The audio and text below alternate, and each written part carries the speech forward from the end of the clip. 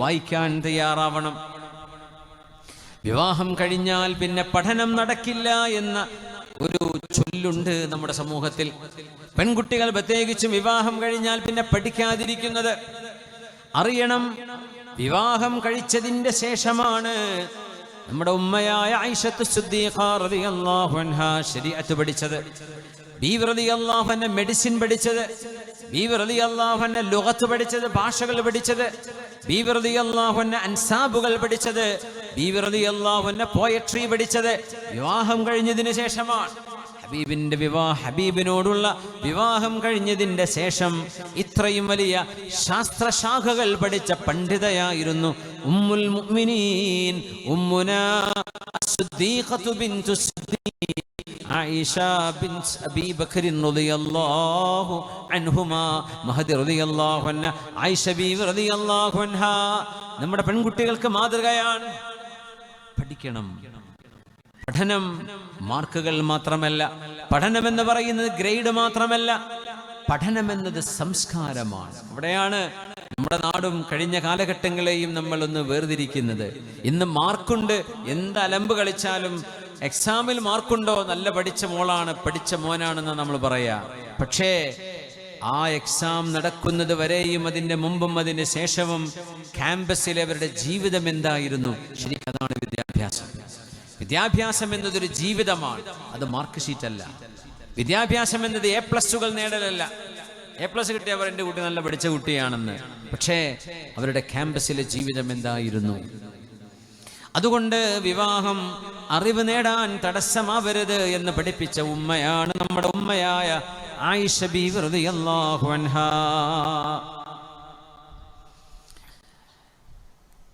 ഹബീബായ തങ്ങളുടെ രഹസ്യ സൂക്ഷിപ്പുകാരനായ ഒരു സ്വഹാബിയുണ്ട്, ഹുദൈഫത്ത് ഇബ്നുൽ യമാൻ റളിയല്ലാഹു അൻഹു. ഹുദൈഫ റളിയല്ലാഹു അൻഹു അമീനു സിർരി റസൂലില്ലാഹ്.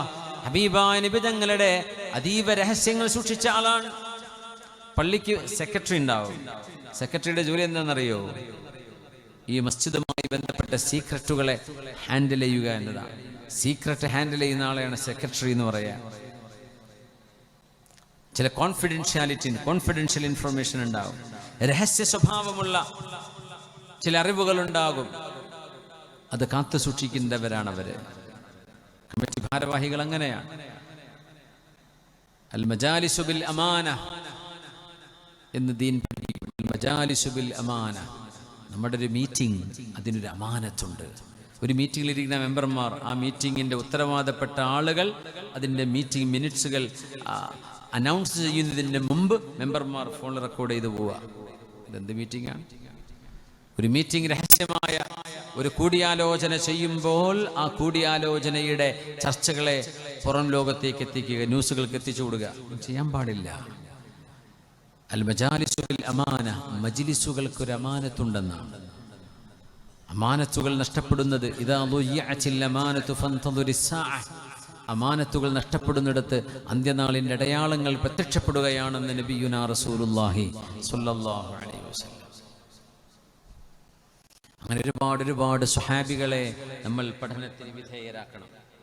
ഒരുപാട് സ്വഹാബിമാർ, അവരിൽ താബിഈങ്ങൾ പഠിക്കേണ്ടതുണ്ട്.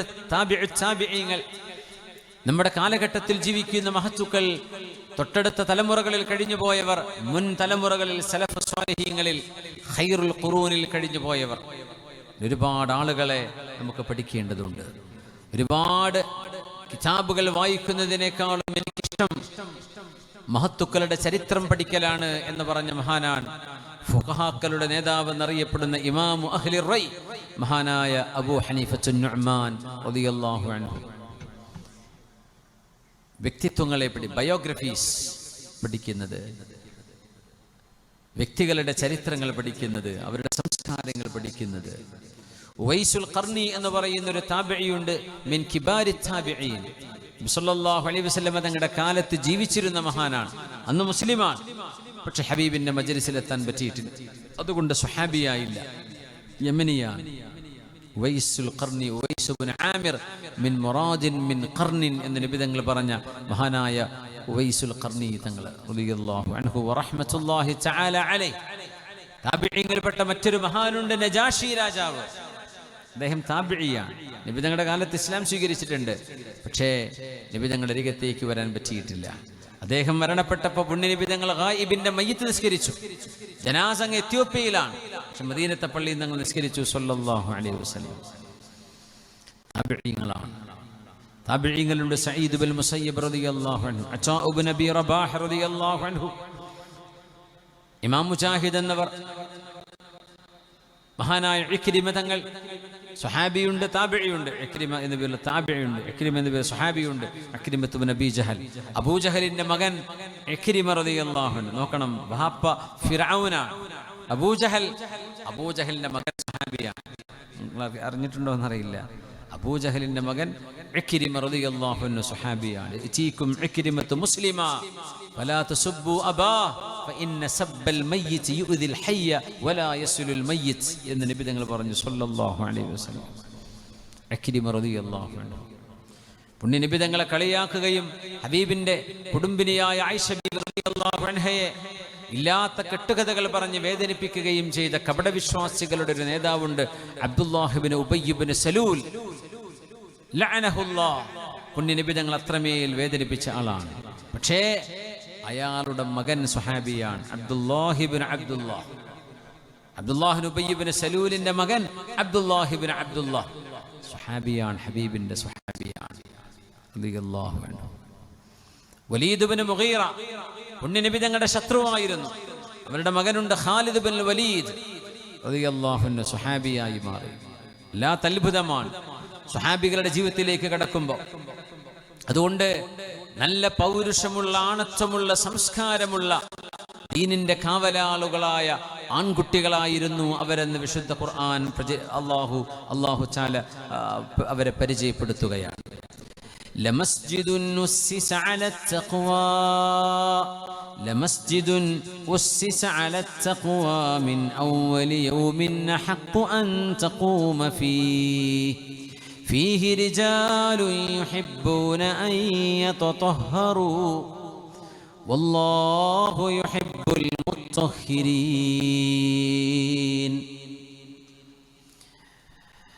പരിശുദ്ധമായ ഖുബാ പള്ളിയെ കുറിച്ച് പറഞ്ഞിടത്ത് ലമസ്ജിദുൻ ഉസ്സിസ അലത് തഖ്വാ മിൻ അവ്വലി യൗമിൻ ഹഖ്ഖു അൻ തഖൂമ ഫീഹി.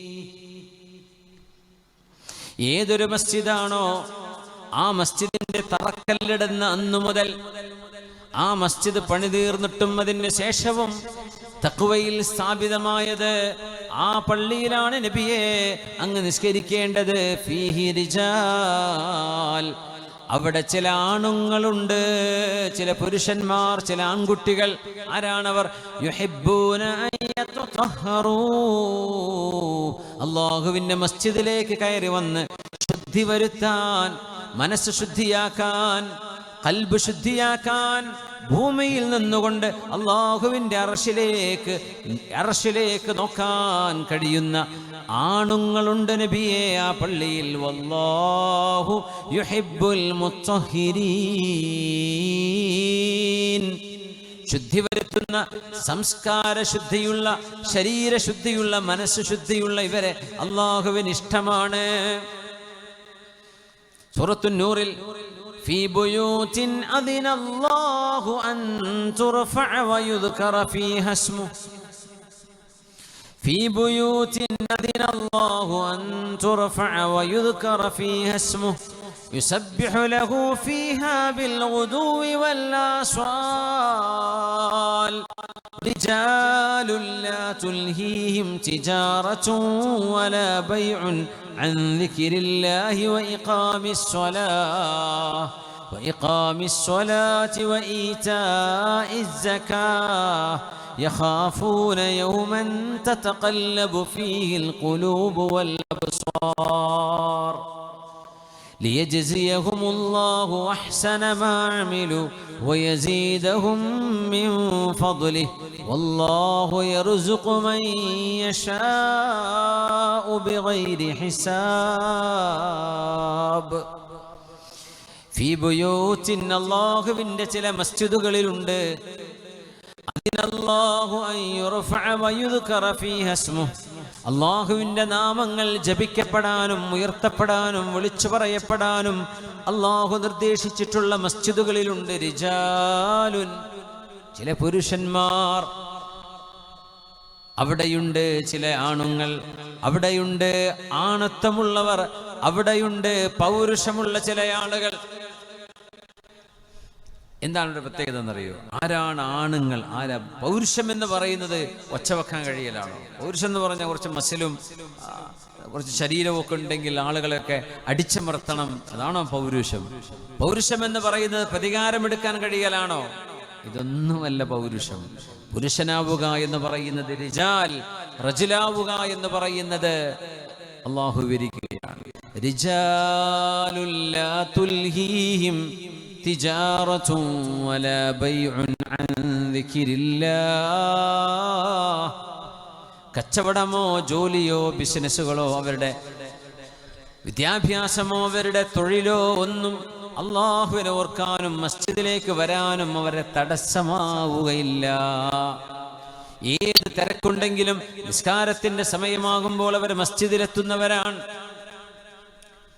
അൻ ഇഖാമിസ് സ്വലാത്തി വഈതാഇസ് സകാത്ത് യഖാഫൂന യൗമൻ തതഖല്ലബു ഫീഹിൽ ഖുലൂബു വൽ അബ്സാർ. ഹൃദയങ്ങളും കണ്ണുകളും മലക്കം മറിഞ്ഞു പോകുന്ന ഒരു നാളുണ്ട്, ഖിയാമത്ത്. ആ നാളിനെ പേടിച്ച് അള്ളാഹുവിൻ്റെ മസ്ജിദുകളോട് പള്ളികളോട് ആദരവ് കാണിക്കുന്ന ചില ആളുകൾ. ലിയജ്സിയഹുമുല്ലാഹു അഹ്സന മാ അമിലു. അവർ ചെയ്ത കർമ്മങ്ങൾക്ക് ഏറ്റവും നല്ല പ്രതിഫലമാണ് അല്ലാഹു കൊടുക്കാൻ പോകുന്നത്. വയസീദഹും മിൻ ഫദ്ലി. അല്ലാഹുവിൻ്റെ ഔദാര്യം വാരിക്കോരി കൊടുക്കും.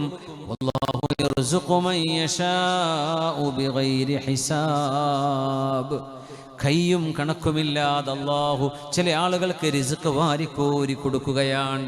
കച്ചവടത്തിന്റെ നേരം, ബിസിനസ് പൊടിപിടിക്കുന്ന നേരം ഒരു വാദ് നടക്കുന്നുണ്ട്, ദിക്റിന്റെ മജ്ലിസുണ്ട്, ജമാഅത്ത് നടക്കുന്നുണ്ട്. കച്ചവടമോ ബിസിനസ്സോ ഒന്നും ഇതിന് തടസ്സമല്ല. അവര് അല്ലാഹുവിന്റെ സ്മരണയ്ക്ക് വേണ്ടി ഇറങ്ങി വരുന്നവരാണ് എന്ന് പറയുന്ന ശുദ്ധ ഖുർആൻ പറയുന്ന ഈ സ്വഭാവമാണ് പുരുഷന്മാരുടെ പൗരുഷത്തിന്റെ അടയാളമെന്ന് സൂറത്തുന്നൂറിൽ അല്ലാഹു ജല്ല ജലാലു നമ്മളെ പഠിപ്പിക്കുകയാണ്. സാലിം ഇബ്നു അബ്ദുല്ലാഹി റളിയല്ലാഹു അൻഹുവിന്റെ കൂടെ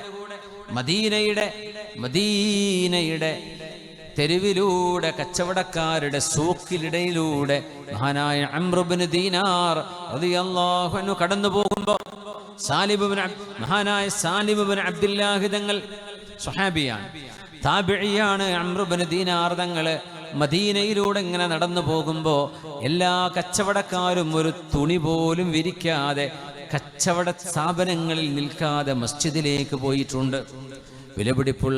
വിലപിടിപ്പുള്ള സാധനങ്ങൾ വിൽക്കുന്ന ഷോപ്പുകൾ അവിടെയുണ്ട്. മദീനയിലൊന്നും ഒരിടത്തു നിന്നും കിട്ടാത്ത, ഫലസ്തീനിലെ ജെറൂസലേമിൽ നിന്നും സിറിയയിലെ ഡമസ്കസിൽ നിന്നും കൊണ്ടുവന്ന ചരക്കുകൾ അവിടെയുണ്ട്. യമനിൽ നിന്നും ഇന്ത്യയിൽ നിന്നും കൊണ്ടുവന്ന ചരക്കുകളുണ്ട് മദീന മാർക്കറ്റിൽ. ഇതെല്ലാം നിസ്കാരത്തിന്റെ സമയം, ജമാഅത്ത് നിസ്കാരം നടക്കുമ്പോൾ ഒരു ഷട്ടറില്ലാതിരുന്ന കാലത്ത്, പൂട്ടിവെക്കാൻ ഒരു ലോക്കില്ലാത്ത കാലത്ത്, ഒരു തുണി കൊണ്ടുപോലും മറച്ചു വെക്കാതെ കച്ചവട സ്ഥാപനങ്ങൾ അങ്ങനെ തുറന്നു വെച്ച് മസ്ജിദിലേക്ക് നിസ്കരിക്കാൻ പോയ മദീനയിലെ കച്ചവടക്കാരെ കണ്ടപ്പോൾ സാലിം ഇബ്നു അബ്ദുല്ലാഹി റളിയല്ലാഹു അൻഹു പറഞ്ഞു, ഇവരെ കുറിച്ചല്ലയോ ഖുർആൻ പറഞ്ഞത്? റിജാലുൽ ലാ തുൽഹീഹിം തിജാറത്തുൻ വലാ ബൈഉൻ അൻ ദിക്രില്ലാഹ്. അല്ലാഹുവിനെ ഓർക്കാൻ കച്ചവടം ഒരു തടസ്സമല്ല എന്ന് ഖുർആൻ പറഞ്ഞവരാണ് ഇവർ. ഇവരെ കുറിച്ചാണ് പറയുന്നത് അല്ലാഹു എന്ന് സാലിം ഇബ്നു അബ്ദുല്ലാഹി തങ്ങൾ സാക്ഷ്യപ്പെടുത്തുമാർ. ലോകത്തെവിടെയെങ്കിലും ഉണ്ടോ അങ്ങനെ ഒരു സമാധാനമുണ്ടായ കാലം? ലോകത്തെവിടെയെങ്കിലും ഉണ്ടോ അങ്ങനെ ഒരു തട്ടിപ്പറിയില്ലാതിരുന്നൊരു കാലം? എവിടെയെങ്കിലും ഉണ്ടോ മോഷണം പേടിക്കാതെ നടക്കാൻ പറ്റുന്നൊരു കാലം? വല്ലാത്തൊരു കാലമാണ് അത്. ഹബീബിന്റെ സാന്നിധ്യമുള്ള ഇടത്താണ്. ഹബീബാ നബി തങ്ങളുടെ സാന്നിധ്യം എന്നതൊരു നൂറാണ്. ഹബീബിന്റെ ആ ഒരു റൂഹിയായ സാന്നിധ്യമുള്ളിടത്ത്, അവിടുത്തെ ജസദിയായ സാന്നിധ്യമുള്ളിടത്ത്, ഹബീബായ നബി തങ്ങളുടെ മദതുള്ളിടത്ത് എല്ലാം ഈ നൂറ് നമുക്ക് അനുഭവിക്കാൻ കഴിയും. അല്ലാഹു ഹബീബ് ഇഷ്ടപ്പെടുന്ന മുഅ്മിനീങ്ങളിൽ, അവിടുത്തെ മുഹിബ്ബീങ്ങളിൽ അല്ലാഹു നമ്മെ ഉൾപ്പെടുത്തി തരട്ടെ. ആമീൻ യാ റബ്ബൽ ആലമീൻ. മിനൽ മുഅ്മിനീന റിജാലുൻ സദഖൂ മാ ആഹദുല്ലാഹ അലൈഹി ഫമിൻഹും മൻ ഖളാ നഹ്ബഹു വമിൻഹും മൻ യൻതളിറു വമാ ബദ്ദലൂ തബ്ദീലാ. അല്ലാഹുവിന് വേണ്ടി വാക്കുകൊടുത്ത, കരാറ് കൊടുത്ത് ഒരു പറ്റം ചെറുപ്പക്കാർ അല്ലാഹുവിന് വേണ്ടി, പടച്ചതമ്പുരാന് വേണ്ടി ത്യാഗം ചെയ്ത് ജീവിക്കും ഞങ്ങൾ. എന്ത് പ്രതിസന്ധി വന്നാലും അല്ലാഹുവേ നിന്റെ നിയമങ്ങളെ താഴെ വെക്കുന്ന ഒരു വിഷയം ഉദിക്കുന്നില്ല. മുഅ്മിനായി ജീവിച്ച് മുഅ്മിനായി മരിക്കാൻ തയ്യാറെടുത്തവരാണ് ഞങ്ങളെന്ന് ഉറക്കെ പറയുന്ന ഒരു വിഭാഗം. അല്ലാഹുവേ ഞങ്ങൾക്ക് ഈമാനോടുകൂടെ ജീവിച്ച് ഈമാനോടുകൂടെ മരണപ്പെട്ട് അംബിയാ സ്വാലിഹീങ്ങളുടെ കൂടെ സ്വർഗ്ഗലോകത്ത് റബ്ബേ നിന്നെ കാണാനുള്ള ഭാഗ്യം നൽകണേ തമ്പുരാനെ. ആമീൻ യാ റബ്ബൽ ആലമീൻ. റസൂലുള്ളാഹി സ്വല്ലല്ലാഹു അലൈഹി വസല്ലമ തങ്ങൾ ഹബീബായ നബി തങ്ങളുടെ സ്വഹാബിമാരിലൂടെ വളർത്തിയെടുത്തൊരു സ്വഭാവ ഗുണമുണ്ട്. അവരിലെ വ്യക്തിത്വത്തിൻ്റെ ഒരു മനോഹാരിതയുണ്ട്. തെറ്റുകൾ സംഭവിച്ചിട്ടുണ്ട് ചില സ്വഹാബികൾക്ക്. അവർ മനുഷ്യരാണ്. അവര് ഉടനെ തന്നെ തൗബ ചെയ്തവരാണ്. തിന്മകൾക്ക് പകരം ഒരുപാട് നന്മ ചെയ്ത് തിന്മയെ മായ്ച്ചു കളഞ്ഞവരാണവർ.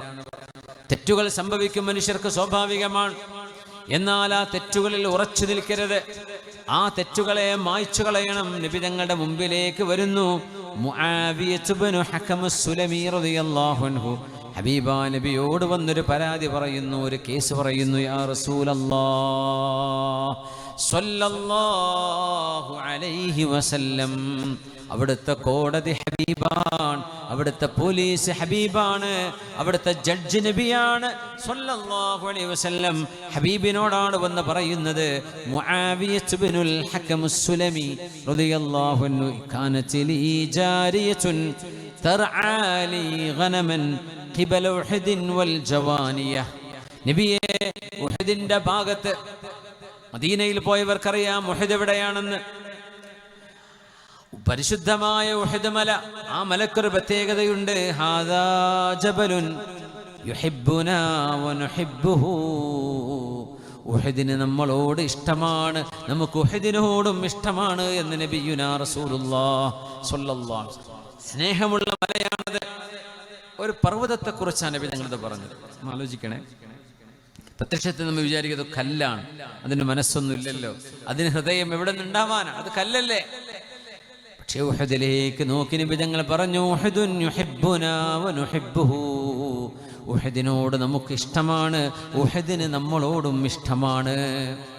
പുണ്യനബി ഉഹദിന്റെ മീതെ കയറിയപ്പോൾ ഉഹദ് സന്തോഷം കൊണ്ട് കോരിത്തരിച്ച് ഒന്ന് പിടച്ചു എന്നാണ്. ഉഹദിന്റെ മുകളിൽ ഒരു ഭൂചലനം പോലെ നബി തങ്ങൾക്ക് അനുഭവപ്പെട്ട പ്രവാചകരുടെ ജീവിതത്തിലെ ഒരു മുഅ്ജിസത്തുണ്ട്, ഒരു മിറക്കിൾ.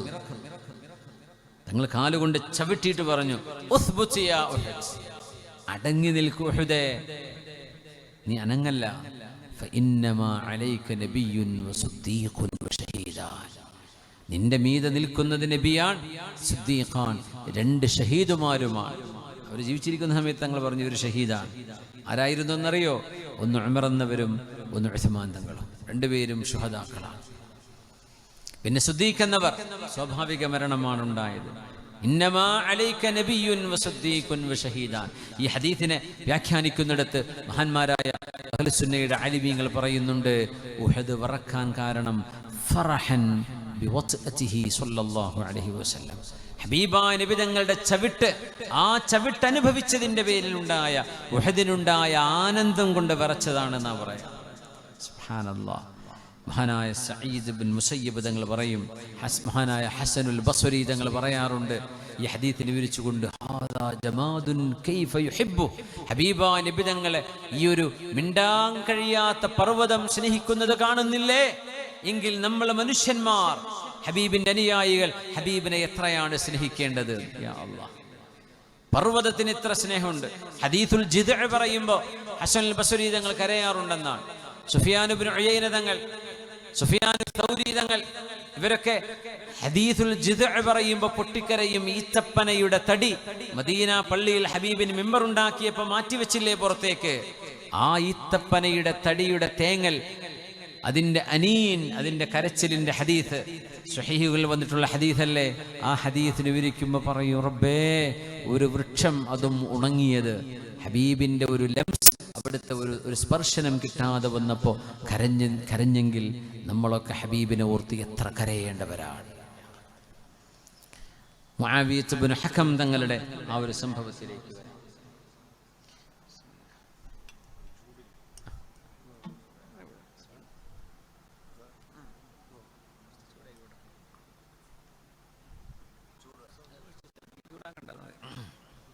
യാ റസൂലല്ലാഹ്, അല്ലാഹുവിൻ്റെ റസൂലേ, കാനത് ലീ ജാരിയത്തുൻ തർആ ഗനമൻ ലീ ഖിബല ഉഹുദിൻ വൽ ജവാനിയ.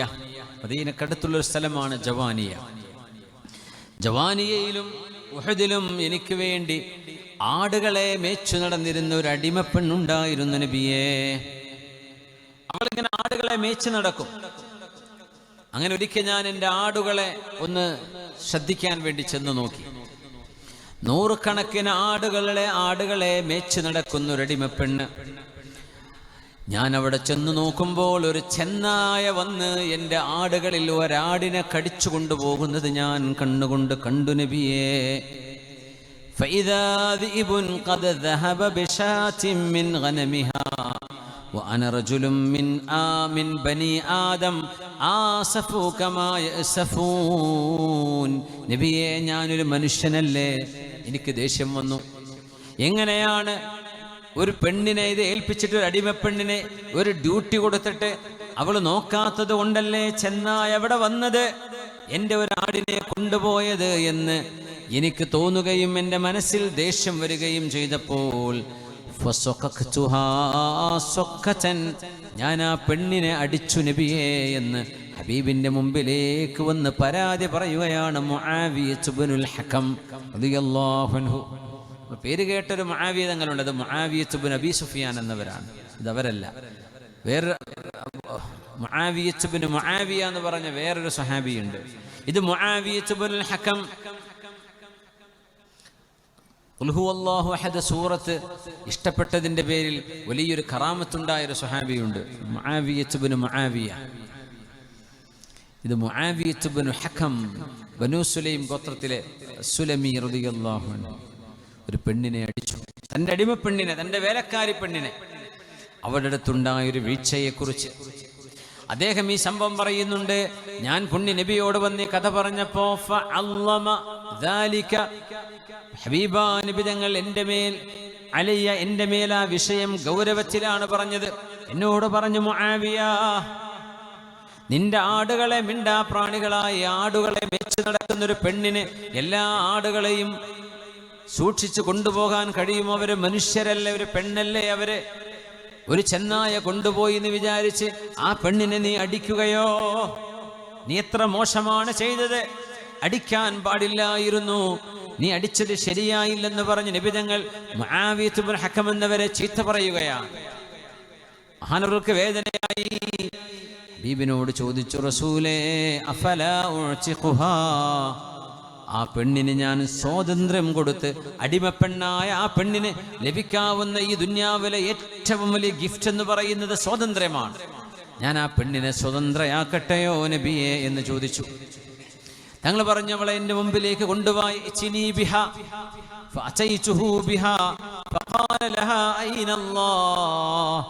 എവിടെയാണ് അല്ലാഹു എന്ന് ആ പെണ്ണിനോട് ചോദിച്ചപ്പോൾ അല്ലാഹു ഉന്നതങ്ങളിലാണ്, അല്ലാഹു ഉന്നതങ്ങളിലാണ് എന്നവർ പറഞ്ഞു. മൻ അന, ഞാൻ ആരാണെന്ന് പുണ്യ നബി ചോദിച്ചപ്പോൾ അൻത റസൂലുള്ളാഹ്, അങ്ങ് അല്ലാഹുവിൻ്റെ റസൂലാണെന്ന് പറഞ്ഞു. ഖാല അഅ്തിഖ്ഹാ ഫഇന്നഹാ മുഅ്മിന, ആ പെണ്ണിന് നിങ്ങൾ സ്വാതന്ത്ര്യം കൊടുക്കണം, അവർ മുഅ്മിനത്താണ് എന്ന് മഹാനായ റസൂലുള്ളാഹി സ്വല്ലല്ലാഹു അലൈഹി വസല്ലം. ഒരു സ്വഹാബിക്ക് തോന്നിയ ഒരു തെറ്റ് സംഭവിച്ചു പോയതിൽ വന്ന പശ്ചാത്താപത്തിന് ആ സ്വഹാബിയുടെ പ്രായശ്ചിത്തമാണത്. അതൊരു വ്യക്തിത്വമാണ്. തെറ്റുകൾ സംഭവിക്കുമ്പോൾ തെറ്റ് സംഭവിച്ചു, എന്നോട് ക്ഷമിക്കണം എന്ന് പറയുന്നത് ഒരു മുഅ്മിനിന്റെ സ്വഭാവമാണ്. ഇബ്ലീസ് അഹങ്കാരമുള്ള ആളാണ്. പിശാച് അല്ലാഹുവിനോട് മാപ്പ് പറഞ്ഞിട്ടില്ല, ഇതുവരെ പറഞ്ഞിട്ടില്ല.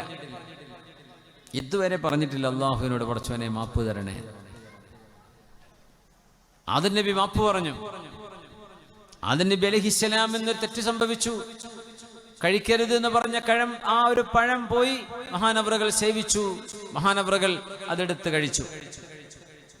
ഇബ്ലീസിനോട് സുജൂദ് ചെയ്യാൻ പറഞ്ഞപ്പോൾ സുജൂദ് ചെയ്തില്ല.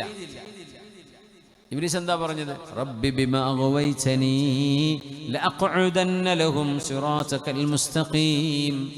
പടച്ചവനെ, നീയാണ് എന്നെ പഴപ്പിച്ചത്, അതുകൊണ്ട് ഞാൻ നിന്റെ ആദമിന്റെ മക്കളെ മുഴുവൻ ഞാൻ വഴിപിഴപ്പിക്കുമെന്ന് പറഞ്ഞു. അതിന്റെ എന്ത് പറഞ്ഞു? ഹവ്വാ ബീവിയും റബ്ബനാ ളലംനാ അൻഫുസനാ, പടച്ചവനെ ഞങ്ങളോട് തന്നെ തെറ്റു ചെയ്തു പോയി റബ്ബേ. വഇല്ലം തഗ്ഫിർ ലനാ വതർഹംനാ, നീ ഞങ്ങൾക്ക് മാപ്പ് നൽകുകയും ഞങ്ങൾക്ക് പുറത്തു തരികയും ചെയ്തില്ല എങ്കിൽ ലനകൂനന്ന മിനൽ ഖാസിരീൻ, ഞങ്ങൾ പരാജയപ്പെട്ടു പോകും പടച്ചവനെ. അതിന് നബി മാപ്പ് പറഞ്ഞു. ഇബ്ലീസ് എന്ത് പറഞ്ഞു? നീയാ പടച്ചവനെ എന്നെ പഴപ്പിച്ചത്. യാ അല്ലാഹ്, നോക്കണേ, മാപ്പ് പറയുന്നത് ഒരു മുഅ്മിനിന്റെ സ്വഭാവമാണ്, ഒരു നന്മയാണ്. നമുക്കൊക്കെ തെറ്റുപറ്റും. എത്ര വലിയ അറിവുള്ളവരും നേതാക്കന്മാരും സാധാരണക്കാരോ ആരോ ആകട്ടെ, നമുക്കൊക്കെ തെറ്റുകൾ സംഭവിക്കും. അല്ലാഹുവിനോട് മാപ്പ് പറയാ, ജനങ്ങളോട് മാപ്പ് പറയാ. പശ്ചാത്താപം എന്നത് ഒരു മുഅ്മിനിന്റെ അഭിമാനമാണ്. അതുകൊണ്ടൊരു സോറി എന്ന് പറയുന്നതിൽ ആരും മടി കാണിക്കരുത്, അത് പറയാതിരിക്കരുത്. ഹബീബിന്റെ ഒരു സ്വഹാബിയാണ് അബൂദറുൽ ഗിഫാരി റളിയല്ലാഹു അൻഹു. മഹാനവറുകൾ ബിലാൽ എന്നവരെ ഒരു വാക്ക് വിളിച്ചു. ഒരു റേസിസ്റ്റ് പ്രയോഗമായിട്ട് ഇന്ന് ലോകത്തുള്ള ഒരു രീതി. ഒരു കറുത്ത മനുഷ്യനെ ബ്ലാക്ക് പേഴ്സൺ എന്ന് പറഞ്ഞാൽ അത് ലോക കോടതിയിൽ പ്രശ്നമാവും. ഒരു മനുഷ്യന്റെ സ്കിൻ കളർ വിളിക്കാൻ പാടില്ല എന്നാണ്. അബൂദർ റളിയല്ലാഹു അൻഹു അടക്കമുള്ള സ്വഹാബിമാരിരിക്കുന്ന ഒരു മജ്ലിസിൽ അബൂദർ റളിയല്ലാഹു അൻഹു ഒരു അഭിപ്രായം പറഞ്ഞു. അപ്പൊ ആ അഭിപ്രായത്തെ ബിലാൽ റളിയല്ലാഹു അൻഹു എതിർത്തു. അത് ശരിയല്ല എന്ന് പറഞ്ഞു. അപ്പൊ അടിമയായിരുന്ന ഒരാൾ ഗിഫാർ ഗോത്രത്തിന്റെ നേതാവായ അബൂദർ തങ്ങൾക്ക് മറുത്തു പറയുകയോ, അബൂദർ തങ്ങളുടെ ഉള്ളിലെ ആ ഒളിഞ്ഞു കിടക്കുന്ന അഹങ്കാരം അങ്ങ് പുറത്തു വന്നു.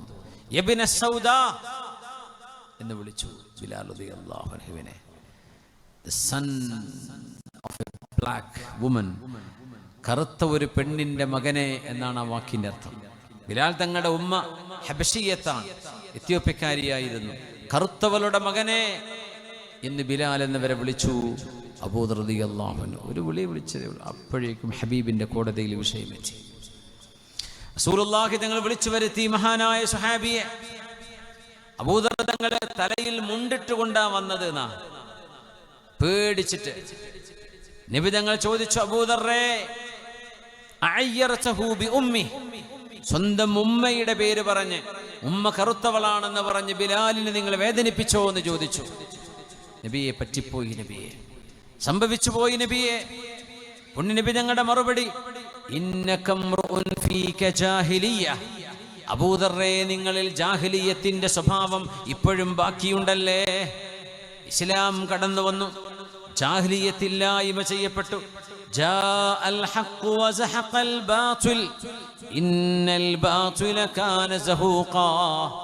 ആ തിന്മയുടെ അംശം ഇപ്പോഴും നിങ്ങളിൽ ബാക്കിയുണ്ടല്ലേ. നിങ്ങളങ്ങ് ദേഷ്യപ്പെട്ടു സല്ലല്ലാഹു അലൈഹി വസല്ലം. അബൂദർ റളിയല്ലാഹു അൻഹു തല മൂടി പിടിച്ചുകൊണ്ടാണ് മുഖം കൊടുക്കാതെ മദീനയിലൂടെ നടന്നു പോകുന്നത്. ആളുകൾ ചോദിക്കാൻ തുടങ്ങി, എന്തേ അബൂദറിന് പറ്റിയത്? അപ്പോഴാണ് കഥ അറിയുന്നത്. ബിലാൽ ഇബ്നു റബാഹ തങ്ങൾ എന്ന് പറഞ്ഞ മദീനയിലെ ഹബീബിന്റെ സ്വഹാബി, ഹബീബിന്റെ മുഅദ്ദിൻ, അടിമയായിരുന്ന മഹാൻ, പിന്നീട് സ്വഹാബിയും സ്വതന്ത്രനുമായ മഹാൻ, അവരെ ചീത്ത വിളിച്ചതാ വിഷയം. അടുത്ത നിസ്കാരത്തിന് ബിലാൽ റളിയല്ലാഹു അൻഹു മസ്ജിദിലേക്ക് നടന്നു പോകുമ്പോ വഴിയിൽ ഒരാൾ മുഖം കവിള് വലത്തെ കവിൾ മേലെ വെച്ച് ഇടത്തെ കവിള് താഴെ വെച്ച്, ഇടത്തെ കവിള് താഴെ വെച്ച് വലത്തേത് മേലെ വെച്ച് ഒരാൾ വഴിയുടെ കുറുകെ കിടക്കുന്നുണ്ട്. ബിലാൽ എന്നവരും പള്ളിയിലേക്ക് വാങ്ക് വിളിക്കാൻ പോകുമ്പോ ആരാ കിടക്കുന്നതെന്നറിയോ? ഗിഫാർ ഗോത്രത്തിന്റെ നേതാവ് ഈ അബൂദർ ഗിഫാരി റളിയല്ലാഹു അൻഹു. ബിലാൽ റളിയല്ലാഹു അൻഹു അവരെ കവച്ചു വെച്ച് റോഡ് മുറിച്ചു കടക്കാൻ പോകുമ്പോ അബൂദർ റളിയല്ലാഹു അൻഹു പറഞ്ഞു, ബിലാലേ ബിലാലേ ബിലാലേ, നിങ്ങളുടെ ആ കാലുകൊണ്ട് ചെരുപ്പഴിച്ചു വെച്ചിട്ട് നിങ്ങളുടെ കാലുകൊണ്ട് എൻ്റെ വലത്തെ കവിളിൽ നിങ്ങൾ ചവിട്ടണം, എന്നിട്ടേ ഞാൻ ഇവിടെ നിന്ന് പോവുകയുള്ളൂ. നിങ്ങളോട് ഞാൻ പറഞ്ഞ ആ ഒരു വാക്ക് നിങ്ങൾ എനിക്ക് പൊരുത്തപ്പെട്ടു തരണം. നിങ്ങളോട് തോന്നി എൻ്റെ അഹങ്കാരത്തെ ഞാനിവിടെ കുഴിച്ചു മൂടുകയാണ്. നിങ്ങളെക്കാളും വലിയവനും നിങ്ങളെക്കാളും വലിയ തറവാടിയുമാണ് ഞാനെന്ന എൻ്റെ സ്വത്വബോധത്തെ ഞാനിവിടെ അറുകുല ചെയ്യുകയാണ്. ബിലാലെ, നിങ്ങളുടെ വലത്തെ കാലുകൊണ്ട് എൻ്റെ വലത്തെ കവിളിലൊന്ന് ചവിട്ടിപ്പിടിക്കണേ. ആര് പറഞ്ഞു? അബൂദർ റളിയല്ലാഹു അൻഹു. നമുക്ക് നാട്ടിൽ എന്തെങ്കിലും പ്രശ്നങ്ങൾ ഉണ്ടാകുമ്പോ ആരെങ്കിലും വന്ന് ഒരു മാപ്പ്, ഒന്ന് ക്ഷമിക്കണേ, പൊറുക്കണേ, അത് ആ ദേശത്തിൽ അങ്ങനെ പറഞ്ഞു പോയതാണ്, സാരല്ല, അതൊരു പ്രശ്നമാക്കരുത് എന്ന് പറയാൻ കഴിയാത്തതിന്റെ പേരിൽ എത്ര വലിയ പ്രശ്നങ്ങളുണ്ട് നമ്മുടെ നാടുകളിൽ. ഒരു മുസ്ലിമിന്റെ സ്വഭാവത്തിൽപ്പെട്ടതാണിത്. തെറ്റുപറ്റിയാൽ മാപ്പ് പറയാം. ബിലാൽ റളിയല്ലാഹു അൻഹു കവിളിൽ ചവിട്ടിയോ ഇല്ലയോ എന്നതാണ് മറ്റൊരു വിഷയം. ചവിട്ടിയില്ല. ബിലാൽ തങ്ങൾ അബൂദർ റളിയല്ലാഹു അൻഹുവിന്റെ കൈപിടിച്ച് പൊക്കിപ്പിടിച്ചു, എണീപ്പിച്ചു. എന്നിട്ട് പറഞ്ഞു, അബൂദറേ അൻത അഖീ ഫില്ലാഹ്, നിങ്ങൾ എൻ്റെ സഹോദരനാണ്, നിങ്ങൾ അല്ലാഹുവിന്റെ മാർഗത്തിൽ എൻ്റെ സഹോദരനാണ് അബൂദറേ. നിങ്ങളെ ഞാൻ കവിളിൽ ചവിട്ടുകയോ? എങ്ങനത്തെ കവിളാണിത്? നിങ്ങളുടെ തല എന്ന് പറയുന്നത് തോലമാ സജദ ലില്ലാഹ്, അള്ളാഹുവിന് ഒരുപാട് സുജൂദ് ചെയ്ത തലയല്ലയോ ഇത്? ആ തലയിൽ നിങ്ങളുടെ കവിളിൽ ഞാൻ എൻ്റെ കാലുകൊണ്ട് ചവിട്ടുന്നത് നിങ്ങളുടെ മഹത്വത്തെ ഇല്ലായ്മ ചെയ്യലല്ലേ? അതുകൊണ്ട് ഞാനത് ചെയ്യില്ല, എനിക്ക് ആ പ്രതികാരം വേണ്ടെന്ന് പറഞ്ഞ് കെട്ടിപ്പിടിച്ച് കരയുകയായിരുന്നു ബിലാൽ ഇബ്നു റബാഹ് റളിയല്ലാഹു അൻഹു. എത്ര മനോഹരമാണിത്, എത്ര മനോഹരമാണിത്. ഇതാണ് പുണ്യനബി വളർത്തെടുത്തൊരു സമൂഹത്തിന്റെ സ്വഭാവം എന്ന് പറയുന്നത്. ഹബീബ് വളർത്തെടുത്ത ഹബീബിന്റെ മദ്രസയിൽ പഠിച്ചവർ ഇങ്ങനെയാണ്. ഹബീബിന്റെ മുമ്പിലിരിക്കുന്നൊരു മുതലാളി നല്ല വസ്ത്രമിട്ടിരിക്കുന്നു, നല്ല വെളുത്ത വസ്ത്രം. അപ്പോ ഒരു കർഷകനായ ഒരു പാവപ്പെട്ട സ്വഹാബി കീറിപ്പറിഞ്ഞ വസ്ത്രവുമായി, മണ്ണും ഒരൽപ്പം അഴുക്കൊക്കെയുള്ള വസ്ത്രവുമായി തൻ്റെ തൊട്ടരികത്ത് വന്നിരിക്കുകയാണ്. അയാൾ അരികത്ത് വന്നിരിക്കുമ്പോ ഈ മുതലാളിയായ സ്വഹാബി തൻ്റെ ഡ്രസ്സ് ഇങ്ങോട്ട് കൂട്ടിപ്പിടിച്ചു. ഇയാളങ്ങ് ഇരുന്നു പോകണ്ടെന്ന് വിചാരിച്ചിട്ട്, അദ്ദേഹത്തിൻ്റെ ദേഹത്തെ പൊടിയും മണ്ണൊന്നും തൻ്റെ ദേഹത്താവരുത് എന്ന് വിചാരിച്ചിട്ട് അദ്ദേഹം അങ്ങോട്ട് ഡ്രസ്സ് ഇങ്ങോട്ട് കൂട്ടിപ്പിടിക്കുന്നത് ആര് കണ്ടു? നബിയുനാ റസൂലുള്ളാഹി സ്വല്ലല്ലാഹു അലൈഹി വസല്ലം. തങ്ങളൊരു ചോദ്യം ചോദിച്ചു. മണ്ണും പൊടിയും എന്നൊക്കെ പറഞ്ഞാൽ നജസ്സൊന്നല്ലല്ലോ. ജോലി ചെയ്യുന്ന ആളുകളുടെ ദേഹത്ത് മണ്ണും പൊടിയും വിയർപ്പൊക്കെ ഉണ്ടാവും. ചില ആളുകളെങ്കിലും നിസ്കരിക്കാൻ മടി കാണിച്ചിട്ട് പറയും കുളിച്ചിട്ട് നിസ്കരിക്കാൻ. പൊന്നു ചങ്ങാതി, കുളി നിർബന്ധമുണ്ടെങ്കിൽ കുളിക്കണം, ശരിയാണ്. വിയർപ്പുണ്ടോ ചെളിയാണോ? നജസല്ലല്ലോ. ഒളു കൊടുത്തിട്ട് നിനക്ക് സൗകര്യം പോലെ നിസ്കരിക്കാം. നിസ്കാരം ഖളാ ആക്കാനുള്ളൊരു കാരണമല്ല ചെളിയും മണ്ണൊന്നും. കൈമ ഗ്രീസായി, ഗ്രീസ് കഴുകണം, മണ്ണാണ് വെച്ചിട്ട് കഴുകണം. അത് കളയാനുള്ള സംവിധാനങ്ങളില്ലേ? ഒളു കൊടുത്ത് നിസ്കരിക്കണം. നജസുണ്ടോ? നജസ് കഴുകണം, നജസ് നീക്കണം. വസ്ത്രത്തിലും ദേഹത്തിലും നജസ് ഉണ്ടാവാൻ പാടില്ല നിസ്കരിക്കുമ്പോൾ. അത് ശരിയാണ്. ചെളി എന്ന് പറയുന്നത് നജസല്ലല്ലോ. എല്ലാ ചെളിയും നജസാണോ? നജസുള്ളതുണ്ടാകാം. ഈ സ്വഹാബിയുടെ ദേഹത്ത് പൊടിയുണ്ട്, ചെളിയുണ്ട്. ഹബീബാ നബി തങ്ങളുടെ മുമ്പിലാണ് ഇരിക്കുന്നത്. ആ സ്വഹാബിയെ ഒരു നിസ്സാരമായി കണ്ട പോലെ നബി തങ്ങൾക്ക് തോന്നി സ്വല്ലല്ലാഹു അലൈഹി വസല്ലം. അങ്ങനെ ഒരാളെ നിസ്സാരപ്പെടുത്തുന്ന പോലെ, കണ്ണിന്റെ സൈഡിലൂടെ, വാൽക്കണ്ണിലൂടെ ഒരാളെ നോക്കുന്നത് അറബ് സംസ്കാരത്തിൽ നിസ്സാരപ്പെടുത്തലാണെന്നാണ്. അങ്ങനെ നോക്കാൻ പാടില്ല. തൊറഫുൽ ഐന് കൊണ്ട് നോക്കുക എന്ന് പറയും. മുഴുവനായിട്ട് നോക്കാതെ ഇങ്ങനെ ഇടങ്ങണിട്ട് ഇങ്ങനെ സൈഡിലൂടെ നോക്കുക, അതൊരു കിബിറിന്റെ നോട്ടമാണെന്നാണ്. അങ്ങനെ നോക്കാൻ പാടില്ല എന്നാണ്. അങ്ങനെയുണ്ട്. പുണ്യനബി തങ്ങൾ ഇത് ശ്രദ്ധിക്കുകയാണ്. സ്വല്ലല്ലാഹു അവർക്ക് മുറബിയാണ് തങ്ങൾ. സ്വല്ലല്ലാഹു അലൈഹി വസല്ലം സ്വഹാബത്തിനെ തർബിയത്ത് ചെയ്യുകയാണ്. തങ്ങളൊരു ചോദ്യം ചോദിച്ചു മുതലാളിയോട്. മുതലാളി, ഈ പാവപ്പെട്ട സ്വഹാബി നിങ്ങളുടെ അരികത്ത് വന്നിരുന്നപ്പോ അയാളുടെ ദാരിദ്ര്യം നിങ്ങളിലേക്ക് വരുമോ എന്ന് നിങ്ങൾ പേടിച്ചോ? അതല്ല, നിങ്ങളുടെ പണം അയാളിലേക്കാണ് ഒഴുകിപ്പോകും നിങ്ങളൊന്ന് തൊട്ടടുത്തിരുന്നാൽ എന്ന് നിങ്ങൾക്ക് തോന്നിയോ? ഞാൻ അതൊന്നും തോന്നിയിട്ടില്ല നബിയെ, എനിക്കതൊന്നും തോന്നിയില്ല, ഞാൻ അങ്ങനെയൊന്നും ചിന്തിച്ചിട്ടില്ല നബിയെ എന്ന് പറഞ്ഞു. അദ്ദേഹത്തിന് തോന്നി. അങ്ങനെ എവിടെയോ ഒരു ചെറുതായിട്ട് അദ്ദേഹത്തിന്, ഞാനൊരു VIP അല്ലേ, അദ്ദേഹം ഒരു കോമൺ പെസൻസ്, അദ്ദേഹം ഒരു സാധാരണക്കാരനായ ഒരു ലൈമാൻ, ഒരു കർഷകനല്ലയോ എന്നൊക്കെ അദ്ദേഹത്തിന് തോന്നിക്കാണും. അദ്ദേഹം ഹബീബിന്റെ മജ്‌ലിസ് കഴിഞ്ഞപ്പോൾ പറഞ്ഞ വാക്കെന്താണെന്നറിയോ? നബിയെ, എന്റെ സമ്പത്തിന്റെ പകുതി ഞാൻ ഈ പാവപ്പെട്ട മിസ്കീനായ മനുഷ്യന് കൊടുത്താൽ അള്ളാഹു എനിക്കത് പുറത്തു തരുമോ? നോക്കണം, ഇത് വലിയ തെറ്റാണോ ഇപ്പൊ പറഞ്ഞത്? അദ്ദേഹത്തിന് ഒരു ചെറിയ തോന്നലുണ്ടായി, സ്വാഭാവികം. ആ തോന്നലിനെ പരിഹരിക്കാൻ എന്റെ സമ്പത്തിന്റെ പകുതി ഞാൻ കൊടുത്തോട്ടെ എന്ന് ചോദിക്കാം. നബിയുടെ മറുപടി എന്താണെന്നറിയോ? അയാളോട് ചോദിച്ചു നോക്കൂ, അയാൾ ഓക്കെ ആണെങ്കിൽ എനിക്ക് പ്രശ്നമില്ല എന്ന് പറഞ്ഞു. ആ മിസ്കീനായ മനുഷ്യന്റെ കയ്യിൽ പൈസ ഇല്ല, എന്ത് കിട്ടിയാലും ആവശ്യമുള്ള നേരമാണ്. അദ്ദേഹം എന്താ മറുപടി പറഞ്ഞെന്നറിയോ? എനിക്ക് വേണ്ട. അഖാഫു അൻ യുസീബനി മിനൽ ഗുറൂരി മാ അസ്വാബഹ. എൻ്റെ കയ്യിൽ ഇങ്ങനെ പൈസയും പണമൊക്കെ വന്നാല് അയാൾക്ക് തോന്നിയ പോലെ എൻ്റെ മനസ്സിലും തോന്നിയാലോ, അതുകൊണ്ട് ഞാൻ ഫക്കീറായി ജീവിച്ചോളാം. ഞാൻ പൊരുത്തപ്പെട്ടെടുത്തു, എനിക്ക് അയാളുടെ ഒരു പൈസയും വേണ്ട. മാഷാ അല്ലാഹ്, ഇതാണ് സ്വഹാബിമാർ, ഇവരാണ് സ്വഹാബിമാർ. സമ്പത്തിന്റെ പകുതി കൊടുക്കാൻ റെഡിയാണ്, എനിക്കത് വേണ്ട എന്ന് പറഞ്ഞ പാവപ്പെട്ട മിസ്കീന്മാർ. അവരെ കുറിച്ചാണ് വിശുദ്ധ ഖുർആൻ പറഞ്ഞത്, യഹ്സബുഹുമുൽ ജാഹിലു അഗ്നിയാഅ മിനത് തഅഫ്ഫുഫ് ലാ യസ്അലൂന അന്നാസ ഇൽഹാഫാ. ആരോടും കൈനീട്ടി യാചിക്കാത്തവരാണവർ. കാണുന്ന പാമരന്മാർ വിചാരിക്കും അവർ മുതലാളിമാരാണെന്ന്. അവർ മിസ്കീന്മാരാണ്, അവരുടെ കയ്യിൽ പൈസയൊന്നുമില്ല, പക്ഷേ കാഴ്ചയിൽ അവർ നല്ല അന്തസ്സിൽ ജീവിക്കുന്നവരാണ്. ആ ഒരു സംസ്കാരം പുണ്യനബി വളർത്തിയെടുത്തതാ സ്വല്ലല്ലാഹു അലൈഹി വസല്ലം.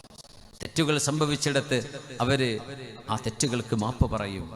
ആ ഒരു സംസ്കാരം, ആ ഒരു മനോഹരമായ വ്യക്തിത്വം ഹബീബുണ്ടാക്കിയ പേഴ്സണാലിറ്റിയാണ്. ഹബീബിന്റെ പേഴ്സണാലിറ്റി അത് കണ്ടുപിടിച്ചവരാണ് സ്വഹാബിമാർ. അവർക്കൊക്കെ ഒരു ഇൻഡിവിജ്വാലിറ്റി ഉണ്ടായിരുന്നു, അവർക്കൊക്കെ ഒരു ഓണർ ഉണ്ടായിരുന്നു, അവർക്കൊക്കെ ഒരു ഡിസ്റ്റിങ്റ്റീവ് ക്യാരക്ടറിസ്റ്റിക്സ് അവരുടെ സ്വഭാവങ്ങളിൽ, പെരുമാറ്റങ്ങളിൽ കാണാൻ. അതുകൊണ്ടാണ് പുണ്യനബിയുടെ ഹബീബിന്റെ മുഅ്ജിസത്തുകൾ ഒന്നും ലോകത്ത് ചർച്ചയായില്ല എന്ന് വിചാരിക്കുക, സങ്കല്പിക്കുക. ഏറ്റവും വലിയ മുഅ്ജിസത്താണ് ഖുർആൻ, അത് കഴിഞ്ഞാൽ വലിയ മുഅ്ജിസത്താണ് ഇസ്രാ മിഅ്റാജ്, അത് കഴിഞ്ഞാൽ ഹബീബിന്റെ വിരലിൽ നിന്ന് വെള്ളമൊഴുകിയത്, ഇഖ്താറു തുആം, ഇങ്ങനെ തുടങ്ങി ഇൻഷിഖാഖുൽ ഖമർ, ചന്ദ്രൻ പിളർന്നത്, ഇങ്ങനെ ഒരുപാട് മുഅ്ജിസത്തുകൾ, നൂറുകണക്കിന് മുഅ്ജിസത്ത് ഹബീബിന്റെ ജീവിതത്തിൽ ഉണ്ടായിട്ടുണ്ട് സ്വല്ലല്ലാഹു അലൈഹി വസല്ലം.